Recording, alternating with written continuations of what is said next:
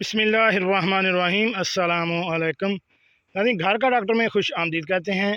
आज की हमारी इस वीडियो का मौजू सर्दियों में सेहतमंद रहने के लिए क्या खाना चाहिए।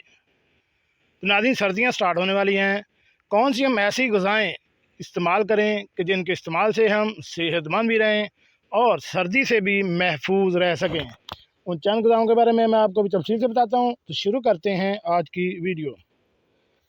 नाज़रीन, शहद उम्मुल शिफा है, जिसमें विटामिन और मिनरल्स के साथ साथ बेशुमार एंटीऑक्सीडेंट खूबियाँ शामिल हैं, जो आपके जिस्म में मौसमी बीमारियों के ख़िलाफ़ क़ुव्वत मुदाफ़अत पैदा करती हैं और सर्दी से मुतासर नहीं होने देती।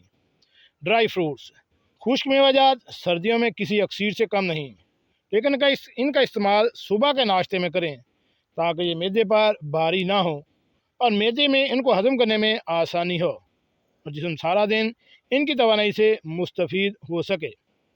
खुश्क मेवाजात में बादाम, अखरोट और पिस्ते के अलावा किशमिश, अंजीर और खुश्क बानी को भी अपनी खुराक में लाजमी शामिल करें। देसी घी के मुताबिक आमतौर पर ख्याल किया जाता है कि ये चर्बी की वजह से नुकसानदेह है, मगर बहुत सी मेडिकल तहकीक के मुताबिक खालिस देसी घी जिस्म से बुरी चिकनाई का खात्मा करता है। देसी घी का 1 चम्मच रोज़ाना सुबह को अपनी खुराक का हिस्सा बनाएं ताकि सर्दी की खुश्की आपको मुतासर ना कर सके।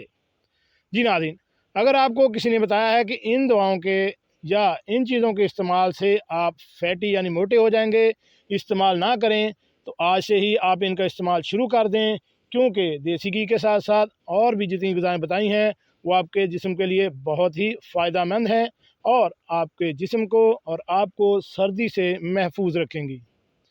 मिलते हैं एक नई वीडियो के साथ। हमारी इस वीडियो